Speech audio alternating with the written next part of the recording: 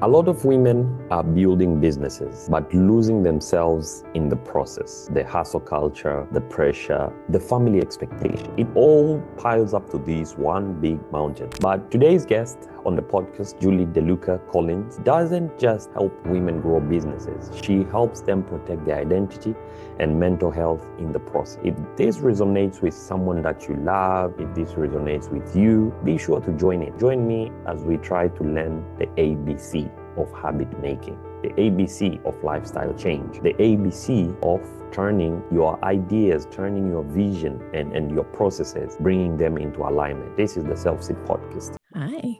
Welcome back. Hi again. It's nice to meet you, Mrs. Nice to meet Julie you. DeLucca. That's right. Thank you so much for having me, Emmanuel. I'm delighted to have you on this podcast today, and I hope you will enjoy, because I do plan to enjoy listening to your insights and wisdom. Amazing. Well, I'm a fan, and I love that you're wearing a 1% better sweatshirt. It's visible. Most people, It's visible. I usually think people don't see it, but that's nice. Listen, 1% better is how I try to live my life, so it stands out. I'm delighted to hear that. So maybe we can just start the podcast. We could start by, that point where one moment in your life actually pushed you toward this mission of helping women redefine success. I'm already guessing that since you saw me wearing 1% better, maybe it's what you wanted to do, but let me not be Sure. an answer, the person answering my own question. No, not a problem. So, for me, the moment that I realized, and I know that I always set out to help people. I started my career as a teacher. I volunteered, then I worked at a church, and it was always with the intention that I wanted to make the world a better place. And I felt I was called to share with others. And at one point, I started to climb the corporate ladder. I was really passionate about working in education, but I was working on the other side of education. And I'm an ambitious person. I'm not apologizing for that. And I knew I wanted more. I knew I wanted to be in a position of leadership. And of course, I was lucky enough to work with this company that they really build people up from the inside. And as I continued to grow through the company, I finally got to the executive level, and then I was recruited for another company. And this company was a woman-owned organization. I was passionate about the work that she did. We were incredibly aligned in the work and so like-minded. She was building a legacy. Sadly, in 2017, she passed away. And when she passed away, she wanted her company to continue the legacy.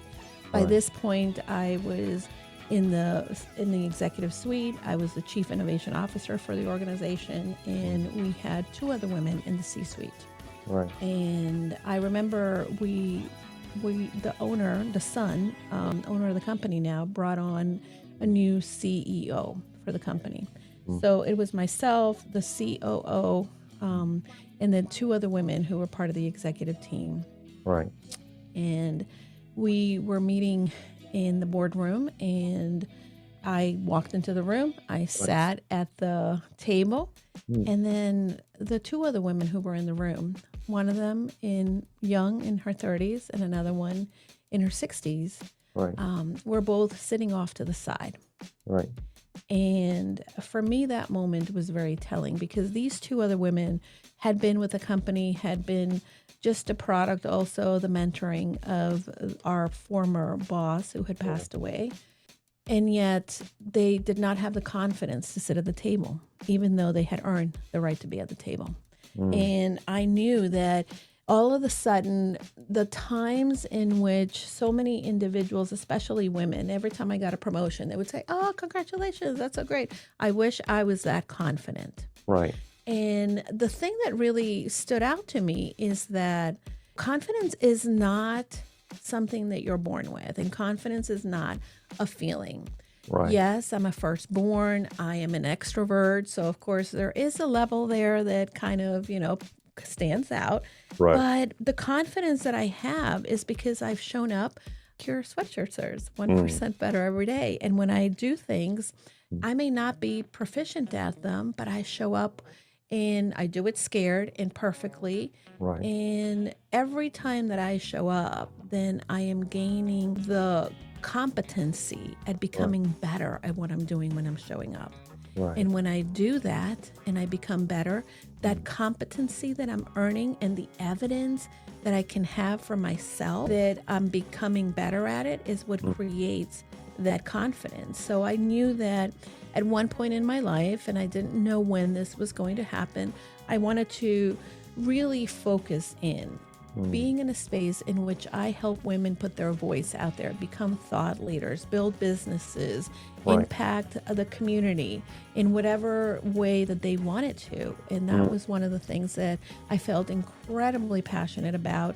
And for that reason, when the pandemic hit and the company that I worked for at the time, the same company, was hit very hard and I was offered a separation package, I took it because I knew that this is exactly what I wanted to do. I was already doing some coaching and working in leadership programs for colleges and universities here locally where I live in Connecticut. And I knew that I wanted to do more and I wanted to be able to have the freedom and flexibility to call the shots. Powerful. You just wanted to be able to empower someone else, like the struggles that you had imagined that you had, you wanted just to be able to help those women, especially practically you seeing those two women in the same room, but they were not able to own up to whatever that they wanted, yet they deserved it. And that's powerful. I think that mindset and that boldness to like, no, this is the moment to take the turn. This is the moment to take the decision. I think that's so bold of you. And you just mentioned that you had already started coaching, and I believe that you have now coached hundreds of women. And I'm curious to just know that, like, what's the most common pattern that you see that is holding women back? What is holding women back? Especially, you could start even with those women in the boardroom that you felt they felt like they didn't deserve, but was holding women back because some of they do the same work, but they believe that maybe they don't deserve or something. So, like, what's the common pattern that you have seen? You know, I think that there's a combination, and certainly, you know, there is no person in this earth, women or men, but more so for women, we suffer from that imposter syndrome. We suffer from people pleasing. And I have to say that, you know, these patterns are created basically because our adult selves have learned to cope with the things that threaten us as children, right? The imperfection, the wanting to be loved and cared for, and then doing the things so that the adults in our life would pay attention to us. And I see a lot of that with the women that I work with. Some of them are incredibly talented, and yet they question themselves. And they spend a lot of time second guessing their capability. They also spend a lot of time comparing themselves. The comparison is that, you know, I forget who said it, right? Comparison is the thief of joy. The thief of joy. And for so many of us, and especially women who are purposely looking to make an impact, not only in the world, right, but maybe just in their families, communities, create businesses that give them the ability to go after their dreams, spend time at home with their kids, or maybe build legacies, or they have something that they know nobody else has in the world. They question themselves and they want to be perfect. They want to have everything aligned.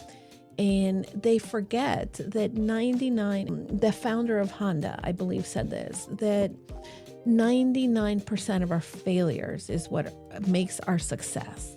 And I think I may be quoting it wrong, but they are so adverse to failure because they feel that failure defines them in a negative light, where the failures are necessary for our success. And that is what I'm hoping to be able to continue to support women to see, right?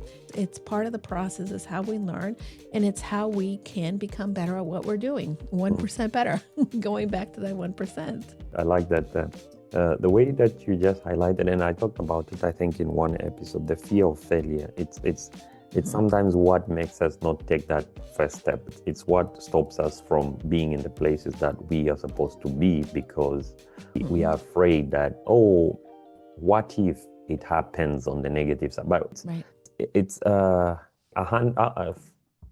out of 100 people I think, will be able to say, what if the positive side happens? They Yeah. will focus on the positive. And I like that your passion has moved into making sure that these people are able to bring in more people to nurture this mindset of 1% Yeah. better. Like, Yeah. focus on the positive. Along the way, I'm discovering that you're also, in this manner, you're trying to like empower the worth of someone, like self-worth and all that.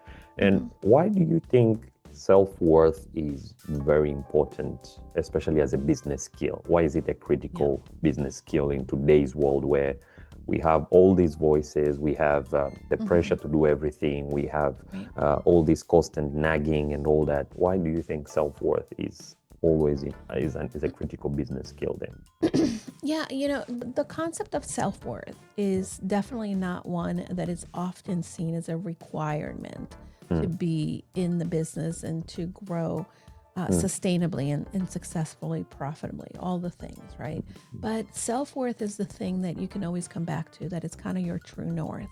If you have self-worth, you're not going to define yourself by somebody else's rules. If you have self-worth, you're also going to put the boundaries that are necessary. Right. If you have self-worth, you're also going to say, hey, I can't do it all. I treasure myself. I need to bring in someone to help me. Right. If you have self-worth also, you're going to say, I'm not defined by the failures or by people saying no in my business. I'm defined for what I know and who I'm becoming, because I'm clear on what my values are. I'm clear on my goals. And really that's, and listen, we don't always feel, and we have our moments that we might be in this, I call it the kitchen floor moment, where we're sitting in the kitchen floor and we're defeated and we were going to go get some ice cream, and then the ice cream falls on the floor and we sit down and Everything just is not cry going. because and nothing is going right. But self-worth is the thing that picks us up in those moments. Right. Self-worth is what picks us up. It's powerful. And something that I'm noting is, into building self-worth, it's important to incorporate some habits, right? Like today, if I decide that I'm going to focus on, creating my value, focusing on my value, there should be something that I have to do. There's some types of habits that I have to do. And this takes me back to you being an expert in tiny habits and all that. And how can tiny habits help us in the journey of self-worth, or generally in the journey of creating confidence, or even building I love this question. everyday business life and all that? So let's back up a little bit, and I do want to unpack tiny habits, but we definitely have to have the inner thoughts and the mindset to help us build that self-worth. And some of the things that we need to practice are self-compassion. We need to challenge those negative thoughts that we are going to always have, because that's part of who we are as humans.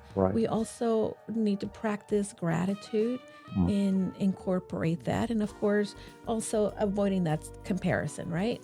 Now, tiny habits is going to come through creating the behaviors, right, that become automatic to help you have a practice of self-compassion, right? Remembering, telling yourself, hey, everybody makes mistakes, or challenging yourself, that inner critic, and say, who are you to tell me that, right?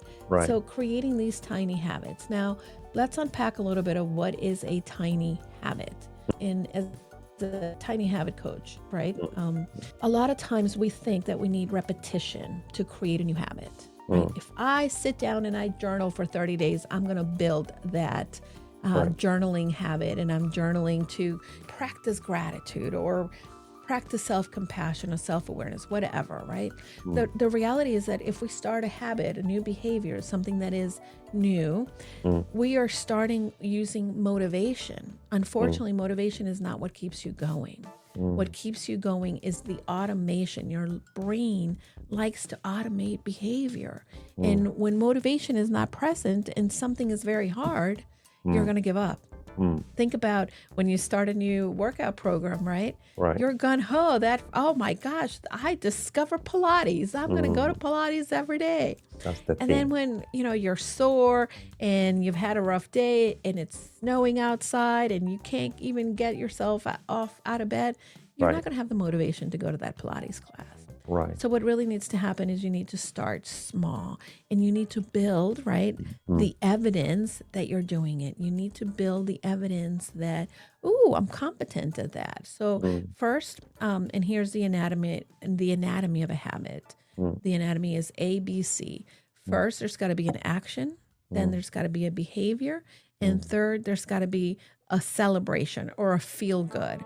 So with any new habit, if you're starting small and doable, something that it's so easy that you're just like, oh, okay, you're going to not even think about it because it's so tiny, you might as well do it, right? Right. And then you practice that new behavior and you marry it to an action that you already do. Right. Then it'll be easy to do the tiny behavior. And then you cement that in your brain by celebrating. Your brain likes to feel good. So when you say, oh, good job, Julie, you drank your water today, or you drank that sip of water, my brain is going to be like, oh, I felt good. I like feeling good. I need to drink more water. Right. And then if you're drinking your water paired at a time in which every time I sit at my desk and I see my cup, I'm going to drink some water. Then you're creating that behavior. And what is happening is you're creating a new identity.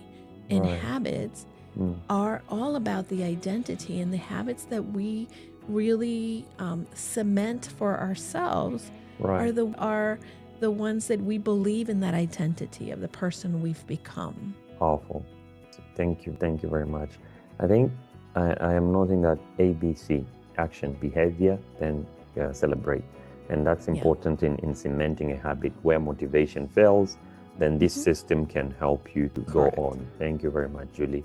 And let me just move, because I'm trying to roll my dice in each and every part before our podcast always goes out and all that, before lights goes out. Let's try to tackle down to like ethical marketing. And I want you to try to also share with the audience expertise that you have in this area. What does ethical marketing actually look like in real time? In this manner, I'm asking because I have that thought of people being online and not being authentic, not being themselves and all that. And people are just trying to build brands of a life that's probably not them. So what is ethical marketing, and how can the listener who is listening today, since we already know the action, the behavior, and the celebration, then how does a person who is trying to build, how does a woman actually who is trying to build a brand online, how can they stay authentic as well? Yeah. Excellent. I love this conversation. So to frame first, let's get started with the definition of ethical marketing, right? Ethical marketing is a business philosophy that is going to be really centered in honesty. It's going to be centered in transparency, fairness, and let me go back to this, social responsibility. Right. And it's going to incorporate all these values. And this is really what it comes to, right? That honesty, transparency, fairness, and social responsibility are part of your values. And what you're doing is you're taking your values and these concepts, and they're incorporating into your advertising efforts and why you're reaching out to people. And these core principles as a business owner, and I will tell you that for me, these have become incredibly important. And when I'm working with clients, I work only with clients who I know and believe that these are the things that they value. Why? Because I am going to be a good fit for a person that has the same alignment. And the reason that we want to go ahead and have that, right? Why is it important? When you are incorporating these core values in ethical marketing and key principles, you're going to build trust with the people around you. You're going to, again, like I said, I only work with people who I know I'm aligned with. Well, those people who I'm working with, they're the consumers. So I am attracting like-minded consumers that, again, when people, and now in this environment, right, people are very selective now on how they're spending their money. Right. And because they're very selective, they're going to spend their money in the places where they know that, number one, I like that message. I know how she shows up. I understand what she values. So this is Powerful. where, and they're going to seek the support from the brands that they share their values. Look at what happened over the summer when Jimmy Kimmel got canceled. Right. How many people canceled Disney, right? Yeah. Because they love Disney. And listen, we've spent a lot of money in Disney over the years. Right. But they believed something and then they spoke with their dollars. Right. And that's what ethical marketing is about. Not that Disney was advertising, but consumers are going to align with values. And last, it's going to, of course, also enhance your reputation.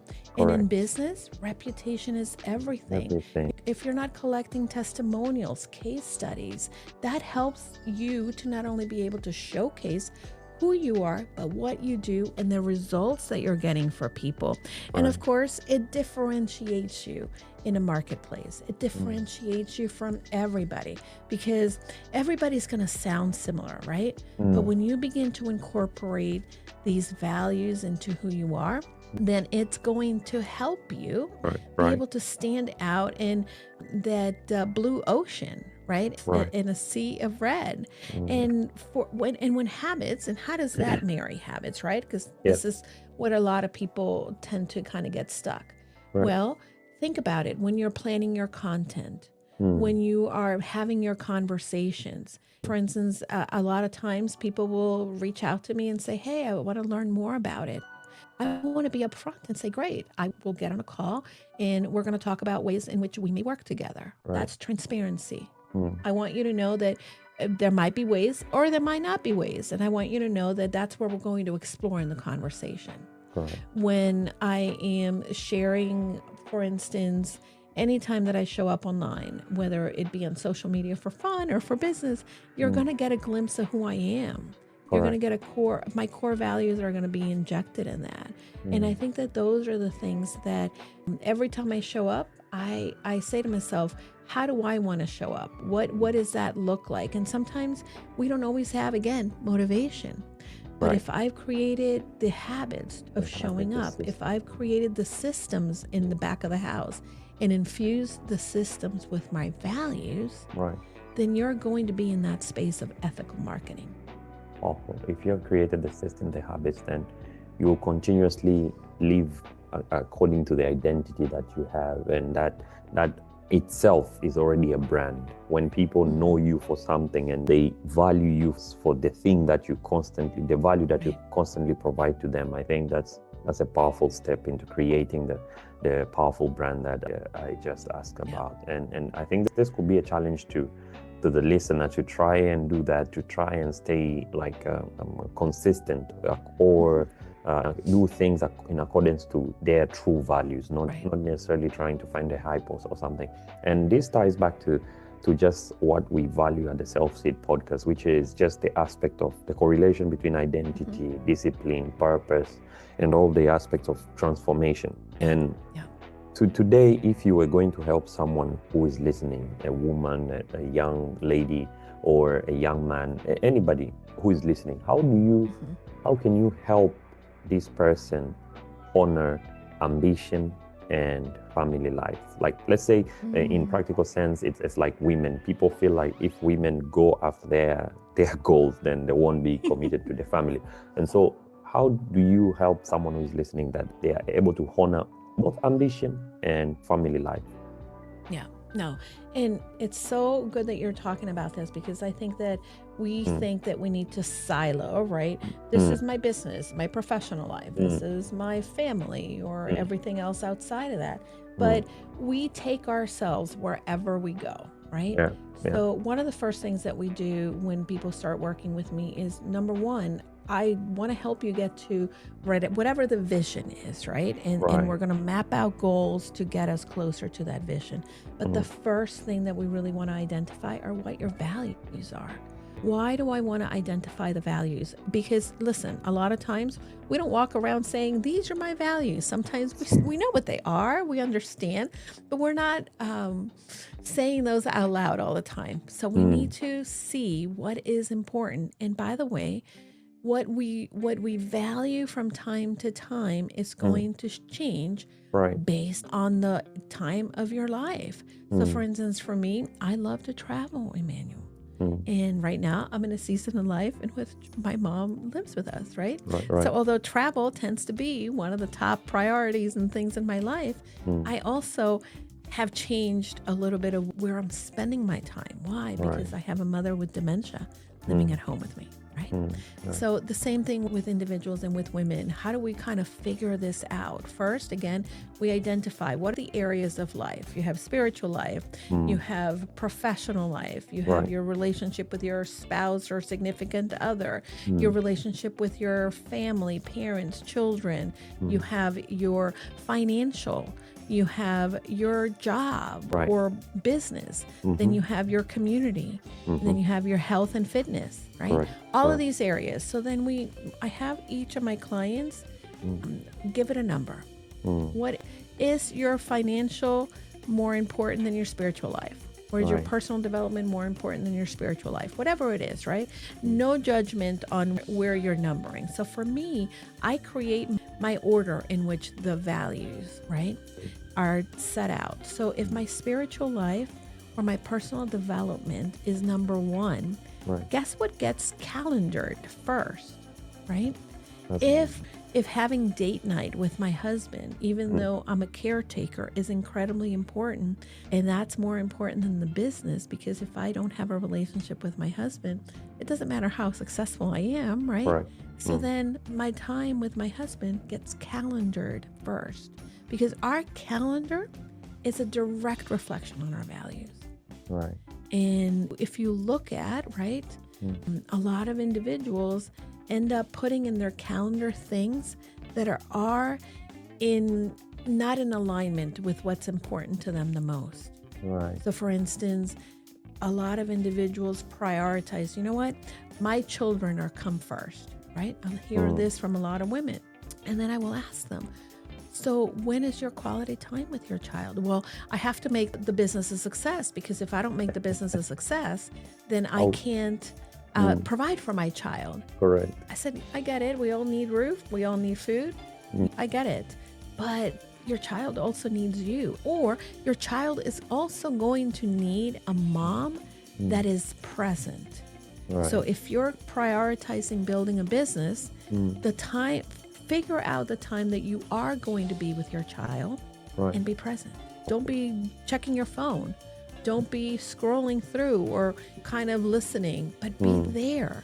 And these are the things that as we become aware of what's important and then begin to prioritize that in our daily lives, in our calendar, right, in our daily actions, then we're going to keep it and show up. And by the way, it's not just saying, oh, this is going to be, how my calendar looks like. It's also going back and at the end of the week and saying, what did I do? Did I do the things that I was supposed to? Where do I need to recalibrate and kind of fix that? These are the other things too that we work with. And I really love to spend time with my clients, because sometimes we neglect that. And when we're neglecting that, then we are creating that cognitive dissonance. We say this is important, but this is what we're doing. And that our brain is going to say, oh, imposter, look at you saying you love that. And that's important to you, but you're not doing it, right? Right. So that's going to be the reason we want to do that. Thank you very much, Julie. Thank you very much for sharing all these awesome insights, all these aspects of being able to list your priorities, because then where your priorities are, that's where your focus will be. When I'm reading a book, The Deep Work, and it just says that when you're in a moment of flow and you tend to check your phone even for a second, it's like and when you go to your phone and you have this email that you have to respond to, if you lie to yourself that I'm going to go back into deep work immediately, it's like you're lying to yourself, because your brain will have something unfinished. So it means it's essential to have these priorities, because where my number one is, then it means that will be the number one priority. Thank you very much, Julie. And I love that book, because it talks about the shallow work as well. And I think that people don't understand that there's the deep work and the shallow work, and we all have that logistical style of working as well. And that's going to be very key. Yes. Thank you very much, Julie. Thank you very much for coming to the podcast. And I've seen your book, I've seen your podcast, but the listener has not seen all of this, has not even heard of all of this and all that. And I would just love for you to, this is what I call like the market yourself segment of my podcast. You can share, whatever you do. And if the listeners would love to connect with you, there's a woman there who would like to become the champion in the next board meeting. But yeah, they can contact you and all that. So please do. Absolutely. Well, you're welcome. Thank you again for the opportunity to be here. You're doing some incredible work. Some of the work that you do by sharing this message on the podcast is really creating an impact on the lives of others. So I do appreciate that. Well, I'm Julie DeLucca-Collins on all of the social media platforms, but if you want to take advantage of my resources and find out more about the work that I do, the best place to go is my website, which is goconfidentlycoaching.com. And my podcast is Casa de Confidence. Go to the podcast. Now, I will tell you, I did start a little new project, and this is fairly new since we talked about me being on the show, but I started a new podcast in the last couple weeks, and it's a daily motivational podcast. And you're going to love this because it's called Brave Moves, and it is just 5 minutes every day, maybe 10, right? That are going to talk about what is the 1% brave move that you can take today to go confidently. And is that little shot of confidence or that little shot of motivation and inspiration at the beginning of the day that can help you. So if you're in your podcast app, I'd love for you to go and check it out in Brave Moves. And again, the website is Go Confidently Coaching, but that's my new baby. Thank you very much, Julie. And I like that the brave moves, and it's just 5 minutes. I love that you're helping people build the systems, and because we said motivation can fade away, but systems don't. And I love that you're helping people build systems, and now you're even helping people, build that motivation, get that motivation. 5 minutes of motivation every day, and I think that's amazing so much. Thank you very much. And if we were to close this episode, right? Or before we close, but if we were to close this episode, because we are going to the end, and I invite the listener to continue to grow, to continue evolving, to keep planting the seeds that outlive them.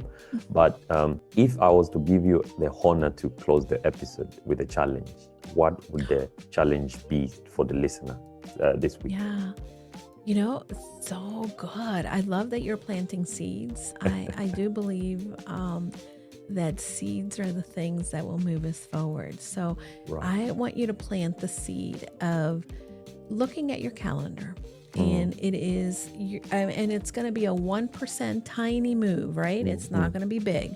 I want you to open your calendar, whether you have it in a paper calendar or you have it on your phone. And I want you to take a look at what is in your calendar. Right. And look at, and write down all the activities, make a list. Okay, how much time did you spend? You can also look at your phone, because if your phone will tell you what apps you were using the most. Right. Go and make a list. Bring the awareness of what is in your calendar, and then ask yourself, what are the alignments? What's in alignment? What is not? Am I putting my time where my values are? Am I spending my time in that way? And then don't change it overnight, but pick one thing that maybe you're going to spend 1 hour, or maybe you're going to go for that walk in the morning because you want to be healthy. Maybe you're going to drink more water. Maybe you're going to stop scrolling at night and really just have a conversation with your spouse. Whatever it is, awareness of your calendar, matching that up with your values, and then creating the next best step. Powerful, Julie. I will have to go back to, reading more of my Bible. I need to return that. So am I putting my time where my values are?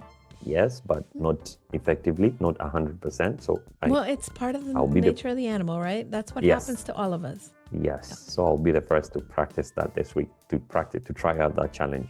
Thank you very much for coming to the podcast, and to the listener, thank you for checking. And Julie's website is Go Confident. Is it Go Confidently or Go Confident? It's Go Confidently Coaching. goconfidentlycoaching.com. Be sure to subscribe to our podcast as well. She has this new podcast. It's called Brave. Wait, is it Brave Better? Brave Moves. Oh. Brave Moves. Brave Moves. BraveMovesPodcast.com. Be sure to check out that. And until next Tuesday, keep growing, keep planting the seeds that could outlive you. This is Iman from the SelfSeed Podcast. Bye.